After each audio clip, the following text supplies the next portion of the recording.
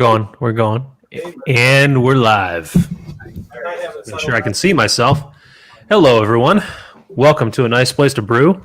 I'm Jason. I'm Pauly. And George will be joining us momentarily. Pauly just sat in his seat, and I see that he has a glass of a very dark looking beer in front of him. You want to hold that up, Pauly? There you go. All right. So that is certainly a sign of the times as the dark beers come into focus more now. This is the last Thursday in September. Next week when we are joining, we will be in the first week of October. So welcome to the show, everybody. We do our webcast here every Thursday, 6 p.m. Central Time, 7 p.m. Eastern Time. Our YouTube channel has all of our past episodes. Our streams are available on Facebook as well. And if you can't get enough of us, we have an audio podcast available on iTunes, Stitcher, Spotify, and all the podcast platforms under the same name, A Nice Place to Brew. Our website is www.aniceplacetobrew.com, and our own George moonlights as a web designer and did a heck of a job on our website. What's going on, George? Hey, how you doing? I'm doing all right. I just got back from a brewery, so forgive my tardiness. Okay, not a problem. Yeah. Not a fresh off a birthday weekend. Yes, thank you. All right, I'm sure we have stories later on in the broadcast. We have a lot to talk about tonight, including a big announcement. We're not going to do that right away, though. So first, the formalities. What is everybody drinking tonight? The porter that you tried last time, I was over. You were over. Homebrew. Yes. Yeah. I don't have a name for it yet. I guess I got to start thinking about names for my beers now. It's kind of weird. You gotta name them. Yeah. You know? Yeah. Not a beer until you name them. So. What do you got, George? So first of all, nothing, because I ran in here to jump on because I was late, so I'm gonna have to go get something. But second of all, what do y'all think of the new background? It looks really good. I like it. Yeah. It's like we're sitting in the bar just right next to each other. Did you notice, I don't know if you could take all of us out of the session, but before you do, it's water, malt, hops, and yeast. Oh, wait a second. I did not see that. I see glassware and... Yeah, take us all out real quick. Okay.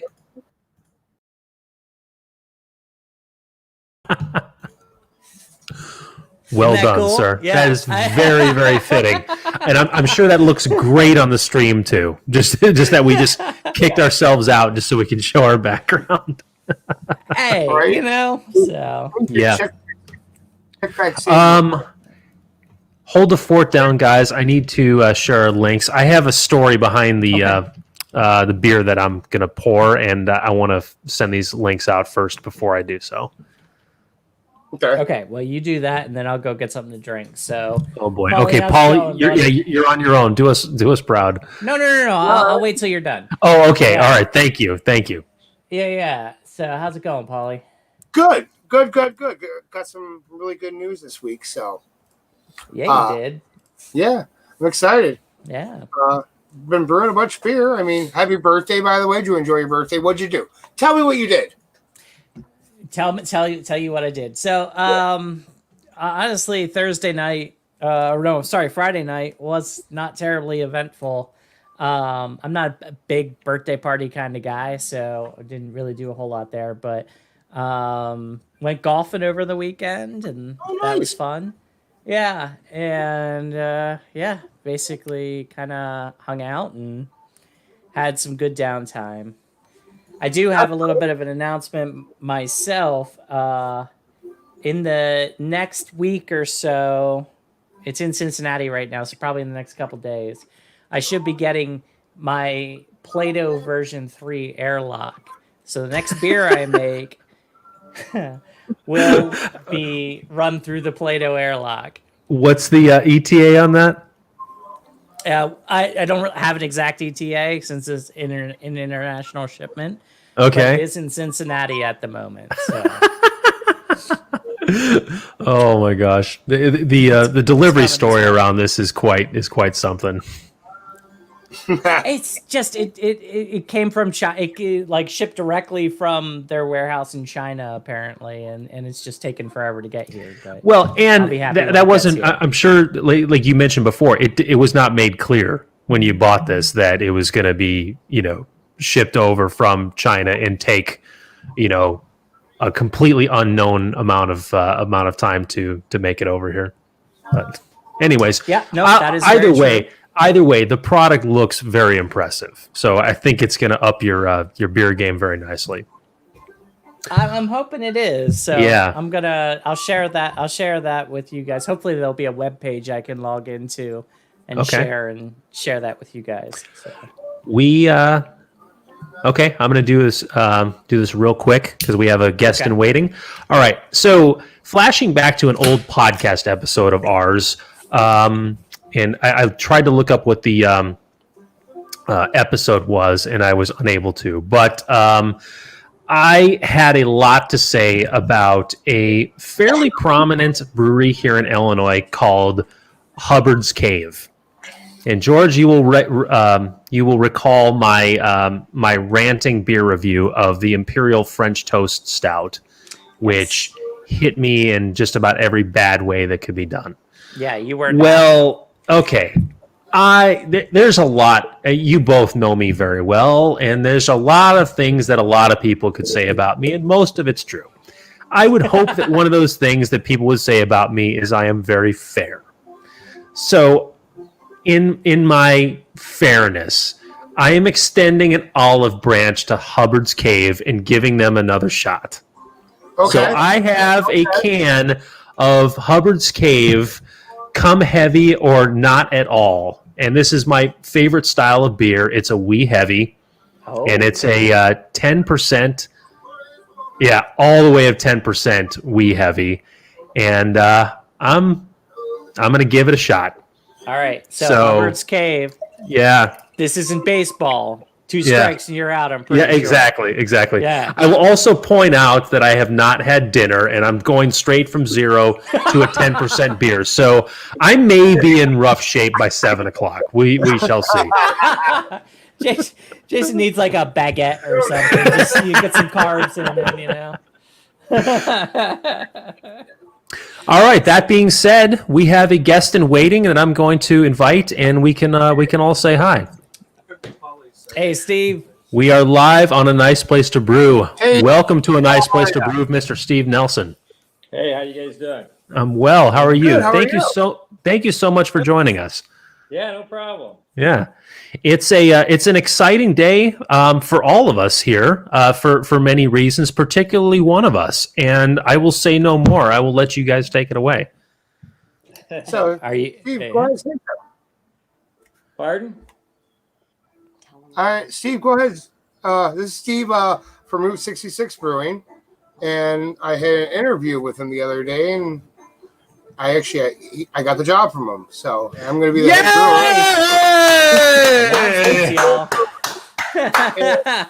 brewer in Illinois. And just a place I told you about, Jason, that has a winery in the same building too. That's awesome. Beer and wine all in the same place. Pauly, our own Pauly from A Nice Place to Brew, is a full-time brewer today. Yeah, I know. This is so exciting. Yeah, we're excited to had quite a few people interview for the job, and I made a couple of phone calls to other guys in Will County that are breweries and brew owners that are in the guild, and then also with the Joliet Brewers Association and stuff. So these guys all know everybody in the area, and they knew Pauly, and all of them had really good things to say about him. And it's one of those you hate taking a chance sometimes, but he doesn't have much experience in a brewery, but we're willing to give everybody a shot. The first brewer that we hired was David Zabel. He worked up at Workforce. He was only 22 when we hired him. And oh, wow. We wanted to give him a shot. It worked out very well. He's at Moore Brewing right now, doing a really great job up there too. And when we talked to Pauly, Me and my wife Tina and our brewer right now, Dustin, all three of us liked him a lot. And when I made a few phone calls, some of the other You guys hired him anyway. Yeah. He knows what he's doing and what he doesn't understand as far as maybe working and running a brewery portion of it. He should be able to pick up quickly. He has knowledge that they didn't feel like it would hurt him at all. So we want to give him a shot too.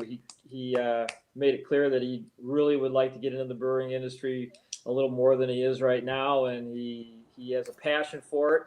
And that's what we wanted. We wanted somebody who has a passion for brewing, like Dustin and David did. And one of the things that we love about somebody like that is they work hard and they really try to put out the absolute best beer they can, and that's what we wanted.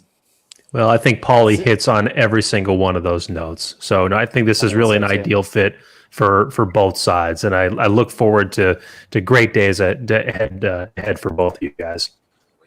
Yeah, so tell us a little bit about Route 66. What kind of beer do you guys make? Yeah. We do a little bit of everything. We've got 14 taps, so we can kind of play a little bit. We don't have, on purpose when we started, we didn't want to have a giant brew system that was putting out, 20 barrels of beer at a time or whatever the case was. So we've got 5-barrel fermenters and 3.5-barrel ones, and we try to produce smaller batches, and that way we can rotate really fast. And we've got the 14 taps, so we can kind of keep things fresh and rolling through. Being from a smaller town like Wilmington, our area is not like putting a brewery in Orland Park. We don't have, a couple 100,000 people around us for customers. They're small towns, Wilmington, Coal City, Braidwood, our area. And, we can't blast through tonnage of beer on any given week. So we wanted to make sure that everything was always fresh and always new things coming in and always turning over. We have a regular stuff. Do you have some? Yeah, it just sounds like I'm hearing the peanut gallery a little bit. You guys have some staple beers though that you like? Yeah, David actually won a gold medal with a red, and everybody loves that. Me and Tina, my wife, we aren't big IPA people, but of course we know everybody is. Amen. Yeah, the IPA thing. Yeah. So we always try to keep a New England or two on with West Coast stuff too, and then we've got a real good porter that's really popular. We have another one we call it Wildcat. Wilmington is called the Wildcats. That's our nickname for our high school for our kids. So we've got another cream ale that's called the Wildcat that's been really popular. So we have like 5 or 6 of them that we try to keep in all the time, but then everything else we'll rotate through. And then like this porter that's coming out, we'll take coconut and get a 6-stole and make a coconut porter for the weekend. We try to do flavors, beers, like during this, without COVID, unfortunately, we didn't have as much that we were able to do this summer, but we like doing the strawberries and blueberries and mixing it in with a Kolsch or the Wildcat, and do 6-stolls for special occasions. And then we have a mug club that we've got a lot of people that come in on the weekends especially, or they actually are able to come in on Thursday and get releases before everybody else does. So if we've got, it depends on what kind of a beer it is, but if we've got a special one coming out, those guys are always clamoring to get there first to try whatever the new stuff is. And so they're excited too. They're already got 4 or 5 phone calls a day wanting to know who the heck we hired, who's coming in. They're all ready to go already. They want to know when they can start meeting the new brewer. Well, on that note, I think I can comfortably say that when the first beer makes it to one of those 14 taps you just mentioned, I think you're going to have a big day. I hope so. Yeah, I think so too. To do well too, and if this is what he wants to do for the remainder of his working days, and hopefully we're a good start for him, a good fit, and he does well and can go from there. That's awesome. That's awesome. That's great. Yeah. I'm sure. Yeah. He is. When's the first day? He's maybe trying. tomorrow, probably Tuesday. We got Okay. We got to do some logistics talking to Dustin, the old brewer that's going to Hailstorm now, because we all know Brandon's leaving Hailstorm and moving to Colorado. He sold off his portion of that. So Dustin, Steve's taking over the head brewer. Dustin's coming in as assistant brewer. And I couldn't think about, you want to talk about keeping it local. You're in the south suburbs. He goes from Wilmington, as we all like to call it, south of 80, and then to Tinley Park, which is still technically Will County, so he's still in Will County, which I'm happy about. Yeah. And we'll see where he goes from there. I mean, that's the whole thing about people brewing beer for a living. You hope to find that one job that you can retire from, but something better comes on, is thrown in your lap. Are you going to take it? Probably. So, I mean, this is a start into something that I've always dreamed about, and I was ecstatic today. I was shaking this morning, and now I'm scared as hell. I just hope I'm going to leave it at that. I'm scared as hell right now. So Jason, I got this text this morning from Pauly letting us know, and we're super, super happy for you, but we have a bit of a problem. What's that? That I think we're going to have a nice place to brew founding member meeting, because our whole thing is tips from the semi-pros. Okay. And if you're going to go off and work at a brewery, these will qualify. So that's a throwback. That's a throwback to some early A Nice Place to Brew stuff. That's a great pull though, George. Yes, that's long been a tagline, is tips from the semi-pros. We have a pro now, so yeah. But I guess on that note, that kicks the webcast game up too. Yeah, it does. Yeah, we have a pro here now. Yeah. Oh yeah. Oh, that is awesome. Yeah, Steve, with your smaller system, with COVID and everything, a lot of people have been converting over to cans and doing takeout and everything like that. Have you guys been able to do that, or are you still just basically doing the tap house business, or how were you able to weather that storm? We actually kind of got lucky. We just had our first year anniversary in June, and of course with everything kicking in, we were scrambling trying to figure out what to do, because we had just ordered a crawler machine, and I called them up and said, hey, you guys got to get us this machine as fast as possible with cans, because they're shutting us down, and we had no way really other than selling Crawlers. We only had crawlers basically. And that was it. So they shipped it to us as fast as they could and got us some 32-ounce cans. And luckily we got cans. And then Dustin ordered a pallet, and luckily we got that before everything went to heck too. And so we got kind of lucky. We were just in the nick of time able to start doing the crawlers and the growlers. So that kept us afloat anyway when we were shut down. And then when they finally let us do some outside, we're lucky that we have a big front porch on the brewery, and then we own those buildings right there, and we just shut off a pretty good size area in the front. We're able to bring in music on weekends, and we roped it off and put picnic tables and all kinds of area for people to bring their lawn chairs, and they could just sit out, and they could go into the brewery and order the beer and come back outside with it. So we ended up doing okay while we were doing that, as long as he allows everybody to still stay inside. We're kicking right along. But we had to we needed a sign for the outside of the building, so we hadn't gotten that yet. So we spent money and got a sign. We had a big mural painted on the front of the building. So while we were shut down, we were sprucing up and taking care of a few things that we just hadn't taken care of over the winter. So we're kind of ready to go now. If we can kind of get back to normal, get a little bit more money, we're going to buy another refrigerator unit, and we're going to start canning 16-ounce cans and start putting those up on the counter so that people can take to-goes there too. So that's nice. That's on the line. We're going to try to get that going as soon as we can. Nice. All right. Yeah, that's great development. As unfortunately, the obviously the reasons, the circumstances are unfortunate, but getting kicked into the into that and being able to do canning and everything like that, and getting into the takeaway as well as, you know, the tap house portion of it. That's a great step forward for you guys. So Yeah, it really hurt when they shut everybody down, because especially only being open Yeah. for a year, you don't have any money. You know, Right. you spent most of it up front, and like all new businesses, once you're open, it's like, okay, we need this, especially breweries. You know, you can never have enough stuff. So the money dried up for a while, and you had to stop. You had to stop brewing for a while. You had to stop spending money, and now hopefully we can keep rolling and we can start growing again. We actually have a separate room from the brewery that we have planned over the winter to open up, to have a whole separate room to have like bachelor parties and things like that. Oh, wow.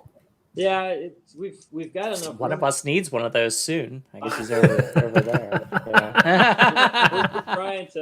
We're trying to expand over the next couple of years and get ourselves to the point where we can, you know, pretty much rock and roll down there, and keep bands coming in, or at least music on weekends. And we had some come in the other night with 30 ladies came in and in that little room that we were working on, and they made ornaments and things for Halloween. And so we're getting a lot of phone calls for people wanting to come in and do that type of stuff too. So we're letting them use the brewery and come in and have craft nights, painting nights. We have trivia nights. Always got something going on.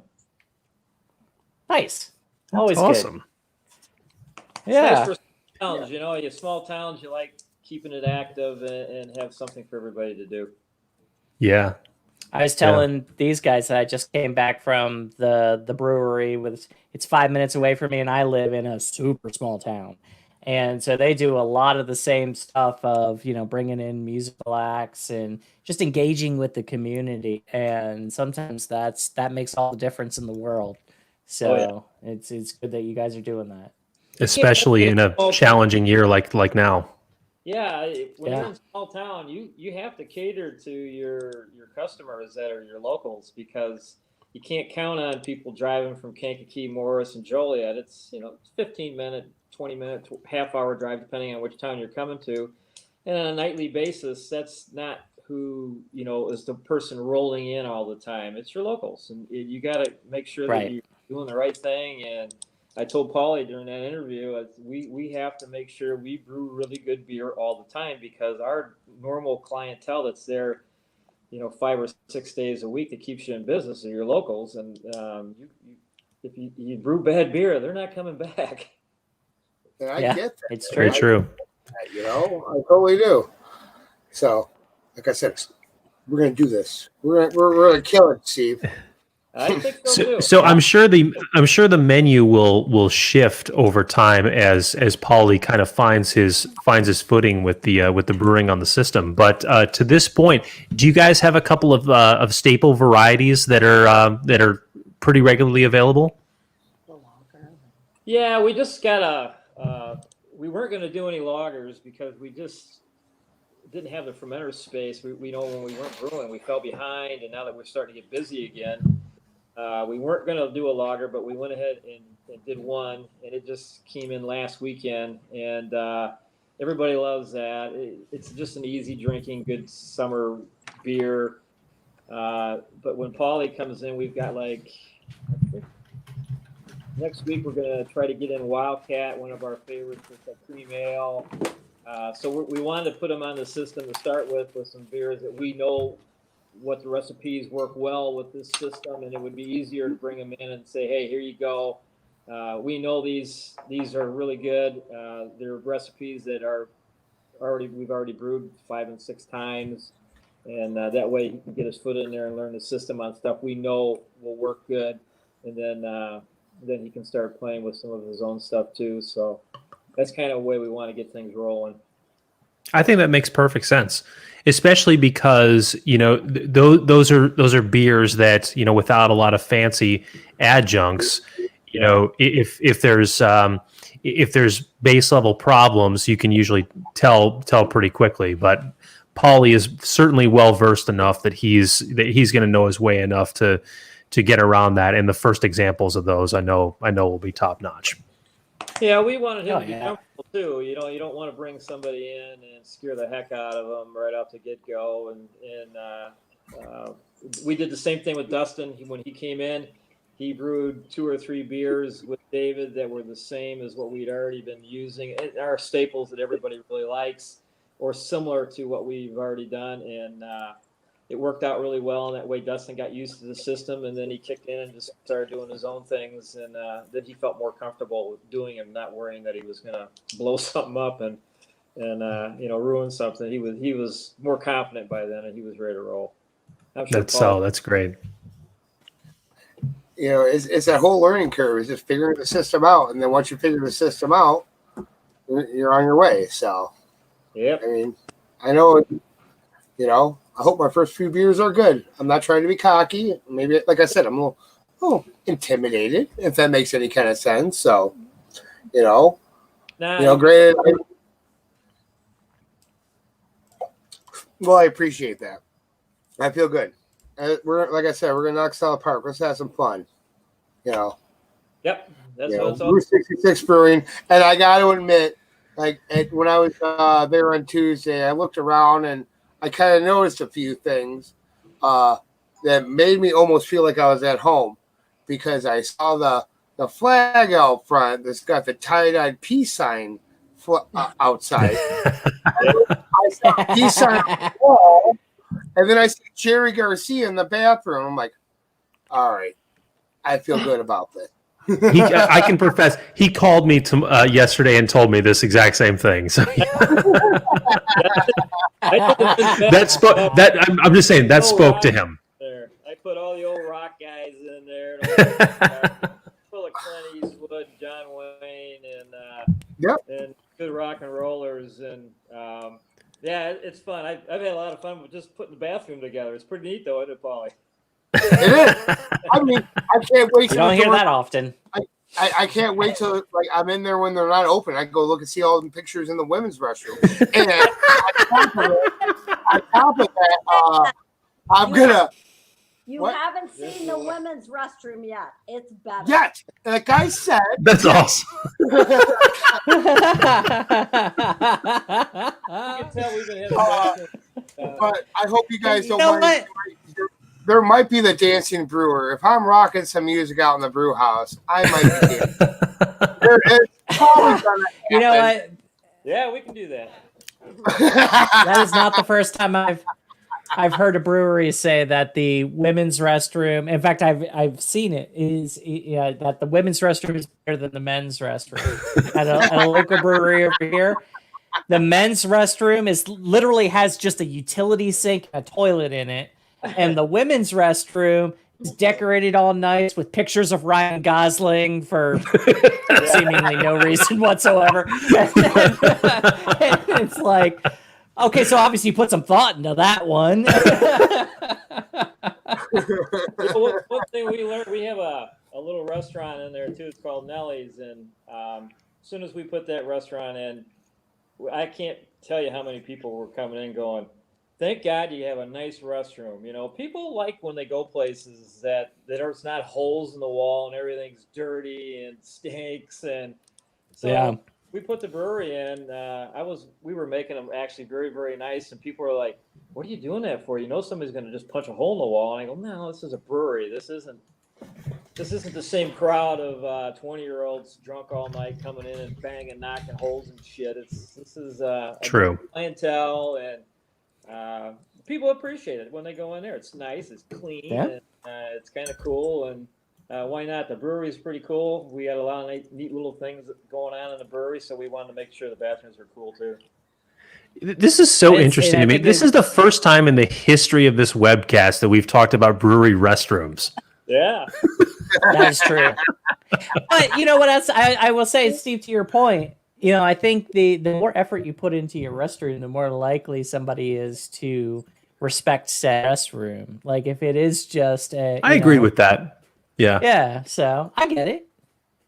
Yeah. Most breweries you go to, some of them are maybe not so great, but it's like you say, if you make the place nice and presentable, and when people come in, we have bartenders that are we don't have a lot of 21-year-old. We have teachers and our superintendent of our school district. His secretary works there at night, and they're all people that are really good bartenders. They're they're not in there screaming and yelling and giving away free beers all night, but everybody loves them, and that's what we're kind of shooting for. We wanted that particular crowd. We wanted somebody to come in and respect the place and have fun and play games and sit around the bar and talk, and that's what we shot for, and so far so good, and hopefully we'll stick with what's working.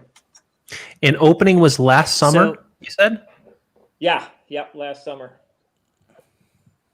Right so on. You have brought in brewers to act as like your head brewer. Do you yourself or your wife have home brewing experience or brewing experience?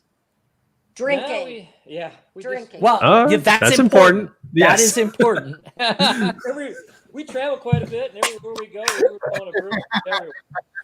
California, oh my God, Midwest, East Coast, and Florida. We go to breweries everywhere. So we've been to literally probably 100 different breweries in the last 8-10 years, and we were taking notes all the time. I was taking pictures everywhere we would go, and there's a guy in Florida opened it's called Momentum Brewery in Bonita Springs, and they just had opened up, and we were down there one day, and I stopped by in the middle of the day, and the guy was out brewing, and I walked in and started talking to him, and it just so happened he was originally from Gardner, which is right down the road from us, and we got to be friends, and I called him one day and said, hey, we're thinking of opening up a brewery. What do you think? And he goes, do it. Don't think twice about it. And we were down in Florida not long after that, and he brought me in and let me work in the brewery with him for 3 or 4 days and went over a lot of the different processes and different things we needed to do. And we already had the restaurant, so we already knew how to run a business. We have Nelson's Furniture in town, which I've managed for 36 years. So we've got background and the brewery portion of it. We knew enough guys in the brewing industry, and everywhere we would go to, one of the things we love, seems like everybody that owns a brewery is just an awesome dude. They're usually cool. They like talking to you. We'd go 100%. All the brewers all the time, and the brewers like, come on back and take a look at our system. We'll show you what we do. And actually, we had gone up to Workforce as well, and that's where David was working. And they showed us the system, the small system, large system, and talked to all these guys up there too. And the brewers were all super nice. And me and Tina came home one day and sat and talked about it. And she goes, well, what do you think? And I go, let's just do it. We'll make sure we hire really good bartenders, and we'll get a good brewer right off the get-go. And David was super good about helping us learn more about it. And so once those guys started coming in and brewing and doing all that, I go up there quite a bit too and watch what they're doing, and I've learned a ton. I wouldn't be able to just sit in there and just run the whole back end on a daily basis, but I can get back there and and I help out all the time, and so does Tina. Tina's just gone down there with Dustin 3 or 4 times for brew days and learned how to do all the different steps and stuff. So we've gotten more and more knowledgeable. Nice. So I guess a question, knowing the area that you guys are in, are you, adjusting the water out of from the city, or are you running it through RO, or maybe Pauly, if you got a tour of it, maybe you know that the answer to that. Actually, I don't know the water sources. Our water really good. We actually, Wilmington has a water treatment plant that pulls it right from the Kankakee River, so we don't have a well system that we used to have, because it was horrible. It had sulfur, it had, you name it, too many hard minerals in it. And when they switched over to the Kankakee River water, it's one of the state, and we have a treatment plant right here in town that if anything changes, I can call them and say, hey, is there anything funky with the water right now? And it's just about clockwork. Every week it's the same every week. It's chlorinated a little bit. And when David came in and first tested, he's like, oh wow, this is going to make things a lot easier. We don't even we've got one small filter that comes off that we fill our tanks with. Other than that, we don't have nothing. It's really nice. Nice. I'm Okay. really excited to dive into this. This is going to be fun for me. Yeah. So, Yeah. Yeah. Good You know, I water. hear all the stories about the well water in that area. This is the first time I'm hearing of a brewery that has that water access through the river. That's such a step in a great direction for you guys. It Yep. makes it so much easier right from the start. 'Cause Mhm. the well water down here, you just don't know what you're going to hit. If you don't hit something Yeah. in the top 100 feet, you have to go down to 500 and it's sulfur. Yeah. Oh, Oh. Yeah, that's what. yeah. But, when Wilmington switched over, uh, built this water treatment plant on the river. I mean, our water situation in Wilmington just like boom was just so much better than anywhere else around us that it's made Dustin and David's job a heck of a lot easier. You know, several weeks ago we had a brewer on from the Brewers of South Suburbia, the Boss Homebrew Club, and one of the recurring topics that I've made it a part to ask here on the webcast is, what are the elements of brewing that really like took your brewing game, kind of to the next level and really improved the quality of your beers? And the first thing that Scott, the brewer from Boss, said was water treatment. Having healthy water to brew with, knowing your water, and making alterations where it was needed. That was so. I mean, if you're up a step on that, I think you're in a much better place as a result. Boy, you go into breweries, Yeah. just see the water filtration systems, and they're just giant. Oh yeah, yeah. And Oh yeah. and then they got big tanks that they try to store the water in once they treat it. And I was worried about that. And when we started looking into putting the brewery, and that was one of the questions we asked about the water. And I told them, I said, hey, we really got good water here. And everybody said, oh, you guys are so lucky to have that water situation. Yeah. Yeah. And over at and I'm not sure if it's still the case when they put in the new brewery, but over at like Pollyanna, they had that giant RO tanks over there Yeah. where they would run everything through reverse osmosis and then treat it from there, because Yep. that was just the best way to get clean water. But yeah, that takes a lot. Yeah. So, yeah. Yeah, with that RO, you're starting from zero, and then you make Right. all the alterations from there. Yeah. So you use a lot of gypsum, calcium chloride, all that stuff. So I mean, Yeah. yeah. Exactly. I consider myself a little bit more spoiled. I live a little bit further north, Steve. I'm up in Darien, and we're part of the we're on the Lake Michigan system here. So we have pretty good base level water here. That, of course, system. Go ahead. I say that makes a big difference when you got a system like that the water is all being treated before it actually gets to you, instead of just pumping it out of a well and you don't know what you're getting. And those wells will switch from different times of the year. I know our systems here in Wilmington, if you had a really wet year, your water tasted one way, and then if it was dry, it tasted another way. And you didn't know what you were going to get. And when they switched over to this, boy, it made everybody super happy. Actually reminds me, I need to send I am on a well here. It's pretty stable, but I need about once a year I send it off to Ward Labs to get it tested and know what's in it. Yeah. And I'm due for that. I need to do that. So I'm glad you brought that up, George. Have you seen significant swings in like the mineral qualities of your water from doing that annual check? No, I Not really? haven't. Okay. It's been minor fluctuations, but my water is pretty neutral. It's all on it's like I think it's a limestone reservoir and everything, so it's pretty neutral and pretty stable. So I'm fortunate there. But you're right, Steve. Wells are a bit of a crapshoot, so for sure.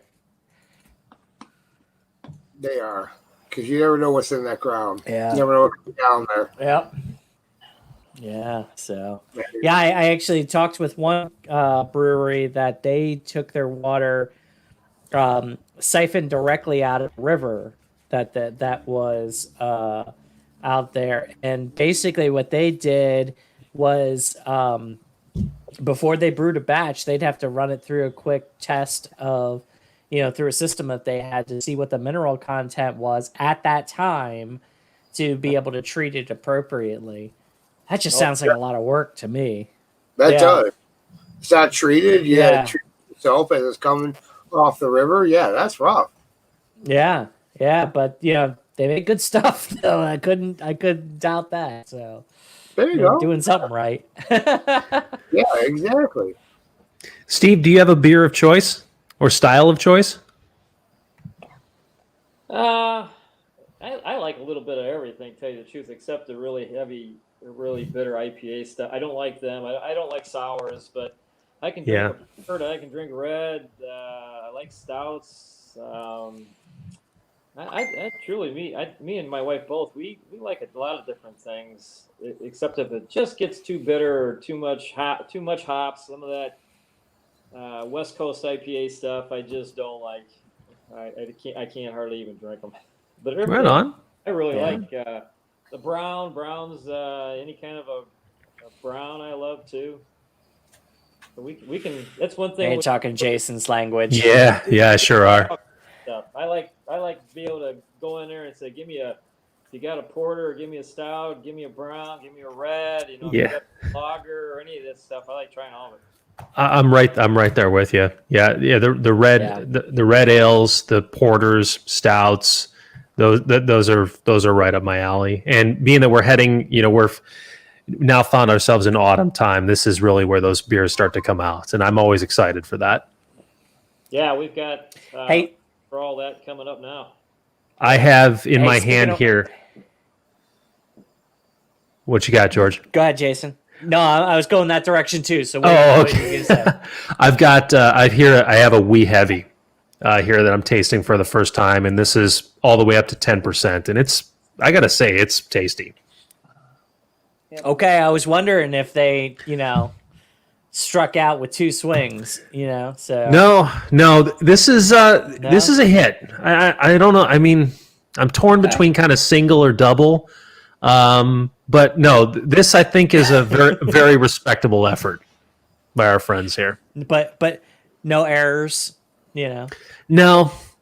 Okay. This is it's strong. It's strong. It's not like dangerously strong. This is one that has the danger of sneaking up on you. Okay, And so it's not. We've got when you hit 10% like that. Next week. Oh, go ahead, Steve. Our Wee Heavy is due out next week. Is it really? Oh. Yeah. Oh, wow. There'll be barrel, and that's one of the things I'm sure Pauly will be doing next week. They'll be barreling that Wee Heavy. It's pretty heavy. Oh. I'm not sure what it's going to end up at, but I know when we brewed one last year, I want to say it was in that 10 range as well. It had some kick to it. Well, that's prime for a barrel aging project. Will any of the non-barrel aged product make it onto the taps? We've got 3 in barrel age right now, but we just started most of that in March, and then of course COVID hit and kind of put the kibosh to a lot of it. So we've got 3. We've got a brown in a whiskey barrel right now. We've got it was called Blueberry Yum Yum. It was a good fruity drink. We put that in a wine barrel, and that one I think is going to be December. And then we've got one in a whiskey barrel, and then we've got another wine barrel waiting, and then whiskey barrels. We've just been kind of laying low till we could get brewing again and get some more beers that we could start putting in the barrels. And we have that porter that's coming out. We were thinking of doing something with that, and then we had a barley wine too that we were putting in with. I think it was a Buffalo Trace barrel. So we've just gotten into it, and most of that stuff won't be ready till winter or next spring. Okay. But Pauly will get his hand in that, because that's what we're going to start doing. We've got more on order, and then he'll have his chance to start doing that. Will that be heavy that you're going to throw into a barrel? Will there be at least some of that not barreled that gets on tap? Yeah, until we can get actually doing more of the oak barreling, that Wee Heavy, if we get a barrel in, we might put it in there, but if not, it'll all actually go to half barrels. Okay. Nice. Okay. Yeah. I like that beer too. I'm looking forward to it. Nice. Actually, the guy that we had a brewer contest last year, and a guy from Wilmington won it.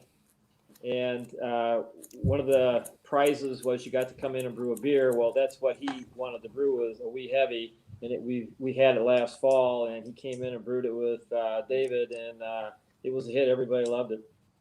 Nice. Yeah, I'll look forward to trying it. Jason and I both have a wee heavy recipe that we're very fond of. So you're speaking our language there. Absolutely. So. Absolutely. Yeah.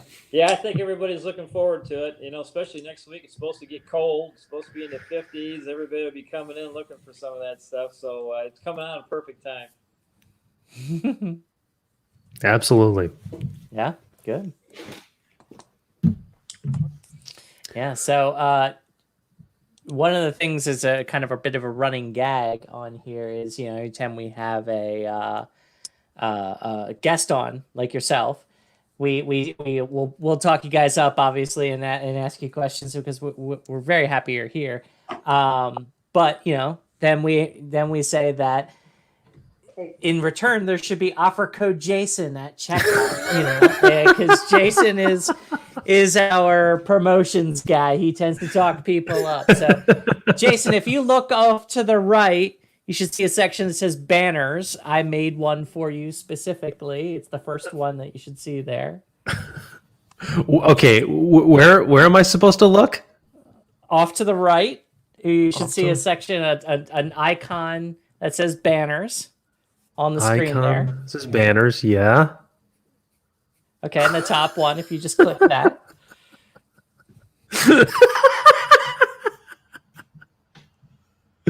Oh gosh, Pauly, are you around? This is what he was referring to. Yeah. So promo code Jason at checkout. That is hilarious. Look, we have, and it doesn't even end there. Check this out. We have one other banner. Pauly, it gets better. This is the other thing that comes up in every show: the world famous Brew and Grow in Bolingbrook, Illinois, which Pauly is a proud staff member of. Yeah. And I am a very loyal customer too. I'm a regular in there for sure. And fortunately, it's only 10 minutes from my house, so my supplies are very close by. And I'm lucky that Steve and Tina are going to let me continue working at Brew and Grow for now, because I want to keep it going. It's fun. So I'm going to still work at Brew and Grow and, come work for them and do what I got to do. It's going to be a lot of fun. Sorry, I had to bow out because, Steve, I just talked to Dustin. I'll be down there around 10 o'clock tomorrow. Okay, cool. So I'll go down there and talk to Dustin in the morning. He just called. Right. So I had to go. Sorry. I had him right here. It's easier to do it that way. Honestly, though, Steve, I know you guys. We give Pauly a hard time here, but you're in good hands. He knows what he's doing. Both Jason and I, and a lot of the members of the JBG have gone to Pauly for advice on system upgrades and how different brewing techniques and things. He's a wealth of knowledge, and I think he'll work real hard to make sure you guys are successful. So you're in good hands there. Yeah, I'm glad to hear it. Everybody's so nice about Pauly. Well said too. Do you have a website and social media links you want to throw out there? Yeah, we do have a website. I think Tina's got a Facebook page, and you can tell I'm not the guy that runs the Facebook page or the website, but we've got them, and I think it's Old School Brewing on Route 66, I believe, is the website, and I'm not sure. Tina just had to go to make a phone call. She's more the techie one. She takes care of all that stuff, so I take care of everything that breaks. Steve, and then when it's the tech stuff or the telephone lines aren't working, then it's okay. Yeah, I found you guys. T and all those guys really well. I get pissed and start screaming at them. I tell them I'm going to throw them out. She takes care of it. thing and says, "No, I'm not going to do any of those things. Here, let me take care of it." I found you guys on Facebook at Route 66 Old School Brewing. That's what the page is titled. Yeah, I think Steve, I can speak for all of us. I think very good things are ahead, and I think your first day with Pauly's beer on tap is going to be a memorable one. I hope so. Or Yeah. I'm looking forward to it too. Let's get some staples going, and then I'll throw. I'm actually still deciding what my first beer is going to be, so that's to be determined. Right Yeah. on. And Dustin's ordered grain. He might have even ordered it today. I don't know. Last time I talked to him, he was getting that order together because we were running low. We had enough to do a couple, but then we were going to be out. We're going to have those fermenters open. So I think the first, like we were talking earlier, the first probably 3 beers or whatever, he'll have all the grain there to get rolling with, and then you can start doing your own thing. All right. Well, keep Right on. staples going, and then All right. I'll bring on what I got. So let's have some fun with this. Let's kill it. Good deal. A little Let's bit do it. of Pauly's Pauly? truck on Route 66. That's just way too perfect. That is so perfect. I already have a tap handle for it, Steve. So don't worry about that. I already have a tap handle for it. I had 2 friends carve it for me. I mean, my metal might be in the brew house. If you're okay with that? I'll pull it out of my house, put it in there. Yeah, we'll take it. We can hang her up. Like to hear that. Oh man. Love to hear that. All right, Yeah. guys. Well, Got to get going. My right. battery is saying about 2% here, and she's going to kick off on that really quick. all right. That's all right. Good Steve, deal. thanks for dropping by. Steve, it's a pleasure meeting you. Have a great night. Thanks, I'll guys. see you around, Steve. Thanks, man. Talk to you later. Bye-bye, guys. Bye. Bye. Oh my fucking god! You still have no idea. Dude, you're in a great place, Pauly. You're in a great place, Pauly. Yeah. Now I Jason, you can drop that one out if Oh, that's right. That's right. Yeah. Yeah. okay. All right. Yeah. Now I can really get drunk. Sorry, I was told don't get drunk on the webcast. I'm like, okay, you're right. So No, that was good advice. You held up just That's good you held up advice. just fine. I'm a little buzzed, but I held up. Oh, it's No, good. you're fine. You're fine, dude. Yeah, dude. Jason- Steve was awesome. Yeah. Steve's great. Yeah. Yeah. Jason, I got jealous of your wee heavy and Yeah? realized I still have 2 bottles of mine in the fridge. So this is my wee heavy from last year. I was gonna And say, it's- yeah, that's a good year old now. It is holding up strong, is what That is it is. It is so good. That's awesome. That's all. What was? Do you remember? Was because your ABV was like 8% or something, It's wasn't it? about 8.5%. Yeah. So that's going to bode well as far as to holding up over time. oh yeah, Yeah. yeah. Nothing like alcohol to kill things. Yeah. Yeah. So, and on that note, this Hubbard's Cave Wee Heavy, I'd call it a strong single up the middle. Okay. Yeah, and I think that's Yeah. a fair. I think that's a fair critique. Okay. So Yeah. not hitting it out of the park, but you know. No, Yeah. it doesn't have to. Is it hot? Oh yeah. It's Yeah. well. Okay. Let me be fair about that. It's hot, but not overwhelmingly hot. Okay. If in Like- case anybody is here and doesn't know what I'm talking about, I'm not asking him if the beer is attractive. Hot is, can you detect alcohol in it? And higher ABV beers sometimes give like an alcohol taste and Like so you're I was asking- tasting whiskey, basically. like you're tasting whiskey, exactly. So I was asking if he could taste the alcohol in it. Yeah. So yeah, just in case we have newbies. Yeah, I tell you, our listenership is strong so far tonight. Yeah, cheers everybody. Yeah. Pauly, you people are really excited for you, rightfully Yeah, so. man. Yeah. So, This is your night. I got to admit, like when with my million phone calls that I made this morning. And I told everybody, I'm like, don't say anything on social media. Don't say, all right, I said Facebook.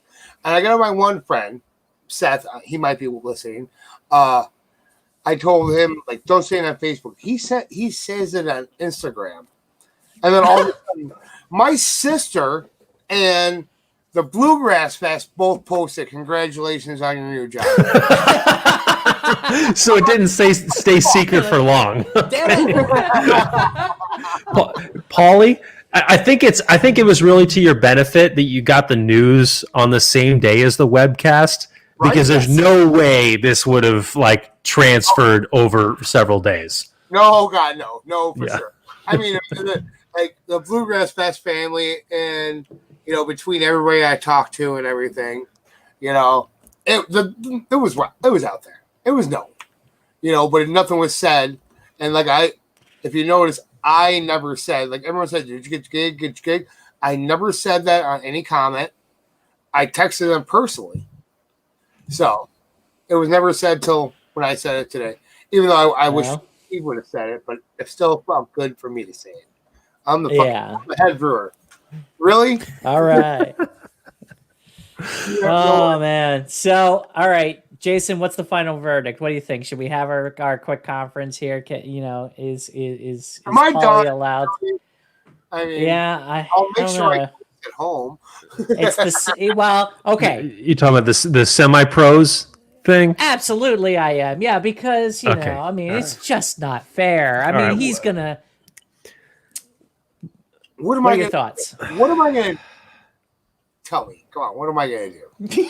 Listen, Pauly's roots are in home brewing, just like us. And listen, he's living the home brewer's dream, which everybody out there who's listening to this wants to get to. Exactly. And you're not excommunicated, Pauly. Trust me, you're safe. Thank you. This isn't even a question. Anybody else, I'd be like, okay, well, maybe they'll change. They'll get more. I don't see Pauly changing. No, he's not. No, I'll always love That is the perfect point. I mean, man, we're real happy for you, buddy. Yeah. This is what a day. What an awesome day. Right? Yeah. I was I was taking a shower, getting ready to can beer in another brewery today, and I got that phone call, and I was literally shaking with excitement when I got that phone call. And then here it is, hours later, and now I'm scared to death. So I'll figure it out. Ballsy to bring your new boss onto our webcast. It was, yeah. It's true. It's true. That was very bold. Yeah. But honestly, one of the things that it speaks to, and Steve mentioned this, about just how warm and welcoming the overall brewing industry is to people. And I feel like this is an example of that. Steve doesn't know us. He just hired a guy, but he already feels, a level of confidence enough that he's not only hiring him, hey, he'll come on a webcast and he'll talk with him in an open forum like this. What other industry are you going to find that? All right, and I want at least a can, because you should have that 16-ouncer system by the time you guys you're rolling. Oh yes, yes. First run Pauly beer. I don't care what style it is. I need a can of that. Yeah. All right, George. I'll tell you what. You tell me when you're going to be in town. I'll plan a canning day, and you'll help me, and you'll get the very first can. Oh, that's a good one. I love that idea. I don't know if I'm going to be able to do it, but I love that idea. Yeah. I mean, you want the first run, you're going to have to be there canning with me, because I know I'm going to need help. So, I'd love to help you. Cans all day. I'll send my proxy. He's right over there. I'll be involved, Pauly. There's no doubts about that. Yeah. It was kind of funny because I was already, thinking about trying to collaborate with the winery 3 doors down from the brewery that I'm working at. and like they got something in a wine barrel. So if we could do something between a winery 3 doors down from me, I want to make a Flanders now. I want to make something kind of crazy. Yeah. You know? So you want to make a Flanders and stick it in a wine barrel? Yes, because that might be interesting. The very first time I ever had a Flanders ale, it was. I'm sure you both remember Matt from Ale Song out in Oregon. Mm-hmm. Yes. So yes. when he was a head brewer at Flossmoor, he did a beer. He did a Flanders in a wine barrel, and he called it the Leftorium, a Flanders ale. So for all that's the perfect junkies out there, it was amazing. That was my very first introduction to anything sour. So, okay, so did the wine barrel kind of mellow out the sour a little bit? To be honest with you, I really don't know, because it was my first time ever having a Flanders. Okay. Something aged in a wine barrel. Yeah, so Flanders are usually sour, but they're usually not overly sour. You're not talking like a traditional like overly sour. It was very mellow. Yeah. I mean, it wasn't like it did not taste like a goddamn horse blanket. I don't understand why I keep hearing that term. I'm like, that's gross, but it does taste for a Flanders. Yeah, or a sour ale, just a sour ale. Period. Just a horse blanket. Yeah. I've heard that term a couple times. I'm like, wait, yeah, it does smell like a horse blanket. Is this what this tastes like? I don't know. I'm not gonna ask what what a horse blanket tastes like, but you know. I don't know. I've never ate a horse blanket. And actually, I'm not gonna run to the table to try that. Horse blanket. We're like, oh, horse blanket? Yeah, I'm on to that.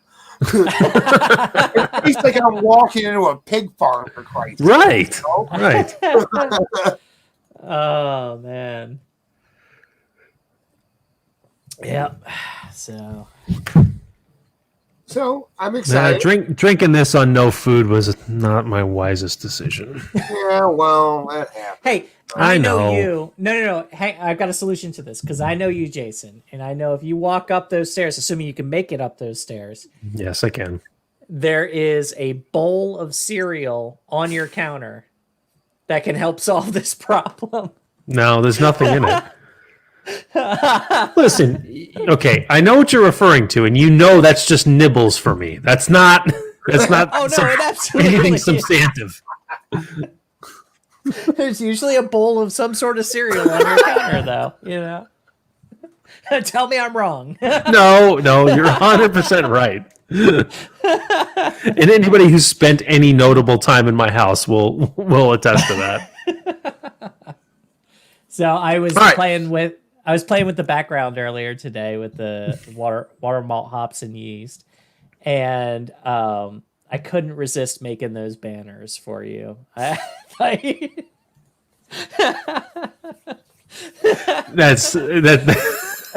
pretty awesome.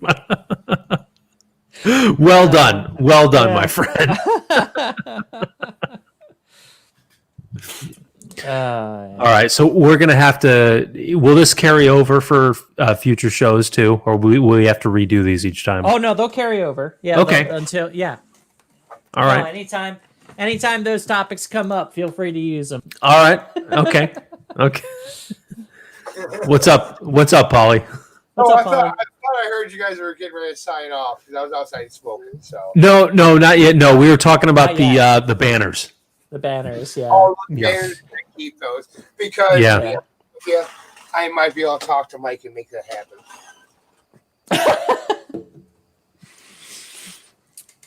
Yeah. So I mean, I'm not gonna lie. I think it makes sense. I mean, I really do. I keep telling him about how we plug this place. Listen, are we not the best promo that the world famous Brewing Grow in Bolingbrook, Illinois has? Does it need Tell me I'm wrong. Does it need it though? It is the world famous Yes. Brewing Grow in Bolingbrook, Illinois. Thanks to this webcast, I'm telling you. Okay. Oh man. Oh, that's funny. This is truly this is got me a fucking job at a brewery. Sorry, I'm gonna go back outside and smoke my cigarette. Okay. Oh man. So I think on a home brewing note, since we should probably hit that at least once, I have decided that I am going to make the there's always money in the banana stand Belgian stout. And that's going to be the first one that I'm going to do and make it with the Play-Doh airlock. So there's going to be a whole bunch of new stuff there. I'm going to try that out in the Play-Doh airlock.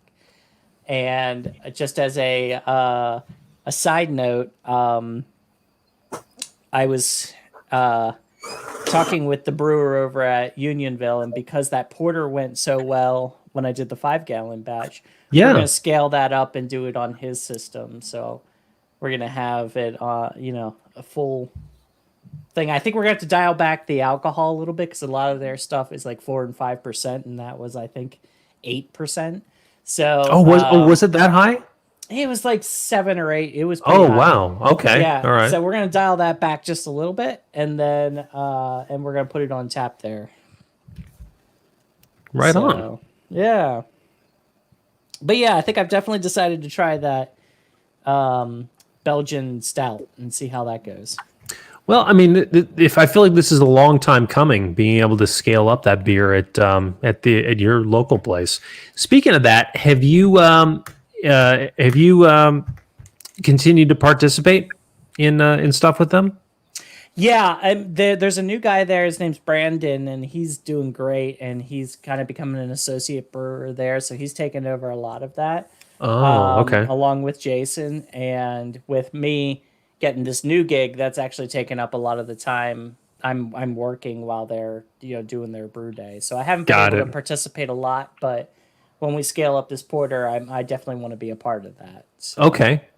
yeah. Oh, right on. But yeah, I was just looking up what this came out to. 6.3%.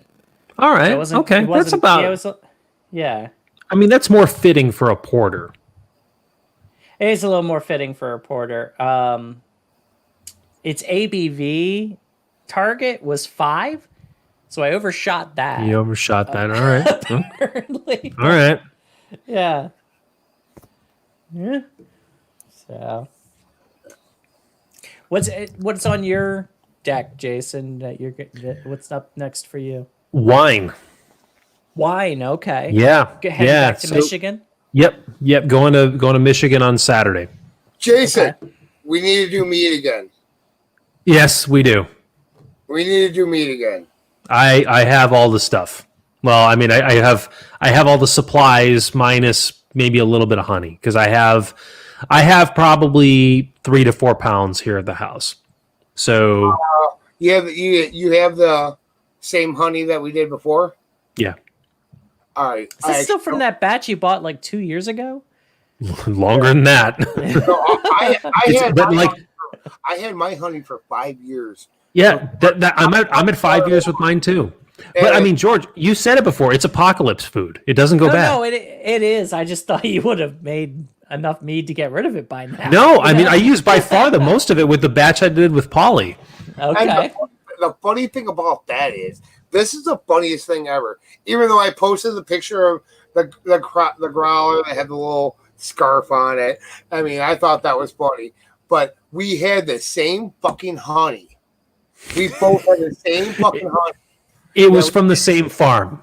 That's the thing. Farm. Yeah, and I didn't know that until we looked at the jars because the honey was farmed at a place in Frankfurt.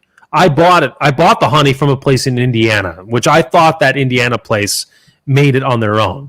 That was not true. Okay. So yes, yeah, it was from the same Frankfurt-based farm. Was Pauly's honey too? It was just kind of funny because we're making it, and he's going down to get his. He's like, "Hey, Pauly, we got the same labels." I'm like, Hang on, guys. Even better. Oh, where'd he go? Oh, He said, "Hang on, guys." So he has to take care of something apparently. All right, do what he's got to do. Yeah, like it was like, oh look here. I'm like, he's like, oh, I'm out of nutrients. So I ran to Broom Grow to get yeast nutrient and come back. Okay. I got a kick out of that too. So yeah. I do miss, being able to do those brew days with you guys, whenever it's being out here, it's a lot harder, Well, you got to do what you got to do, and you're figuring your own system out. It's just like over here, the whole system with Uncle Rick. He was wanting to figure it out, and I am like, hey, come to work with me one day. And he looked at the rig at Broom Grow that, Mike at the world famous Broom Grow, hashtag Jason promo code. Or, there we go. It's Jason. Right there. This is what you created, George.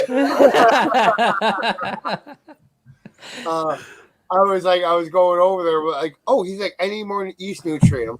All right, bam, go. But then, like Uncle Rick was coming up here, and I built that system for him. And the funny thing is like, I hate to keep talking about my day, but so when I went to the interview on Tuesday, I brought a bottle of the Oktoberfest with no-chill pressure fermentation. Oh, nice.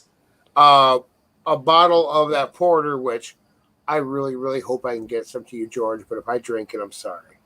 Hey, yeah, it's a solid porter. He's not overselling that. Okay. So yeah. I brought that, and then I brought a can from Elder. I'm like, did you brew this? I'm like, no, I've been canning this with these guys. Here, you want a sample of what we're doing over there? So I felt good. I mean, I was nervous. Yeah. Oh, I really was. I was fucking nervous as hell. Hell, I didn't think I got the fucking job till this morning, to be honest with you. Yeah, well.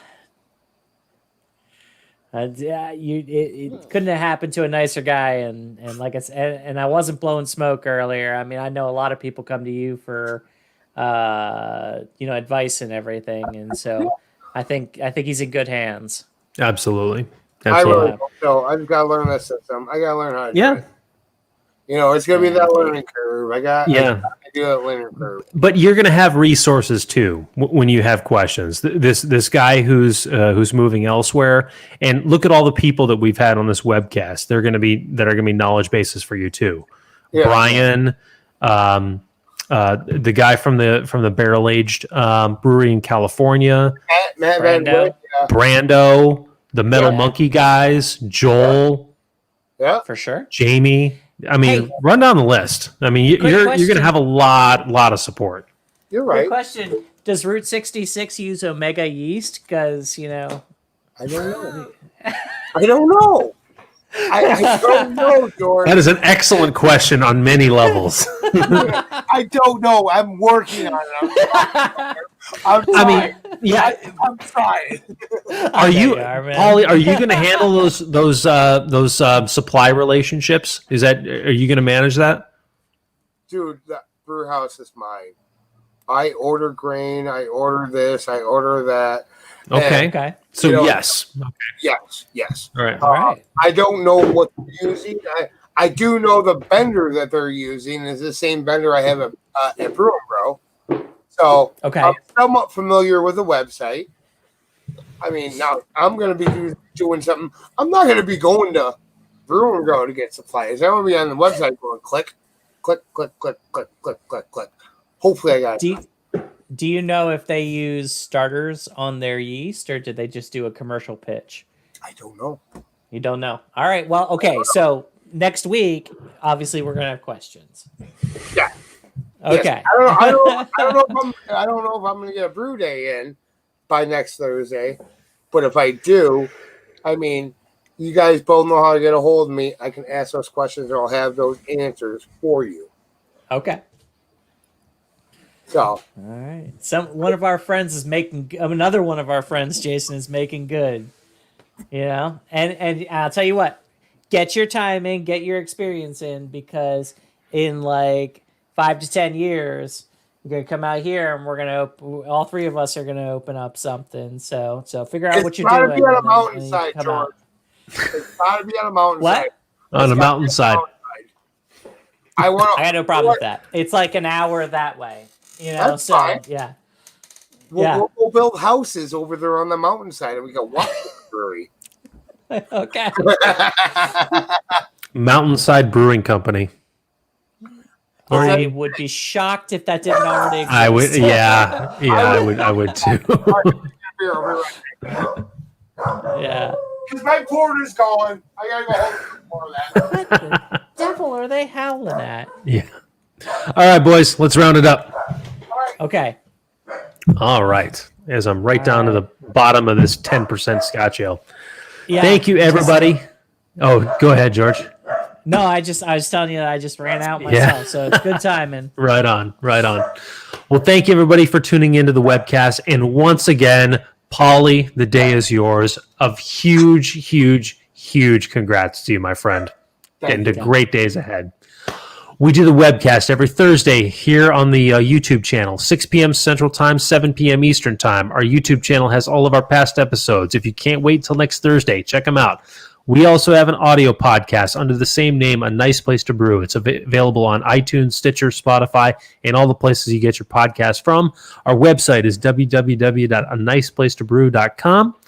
Our social media links are A Nice Place to Brew and Nice Place to Brew. And our next episode will be Thursday, October 1st. Bring on autumn, everybody, and bring on Pauly's new career as a full-time brewer. All right. We send it off, and we wish everybody a very happy weekend. And we say it takes a lot of good beer to make great beer. Cheers.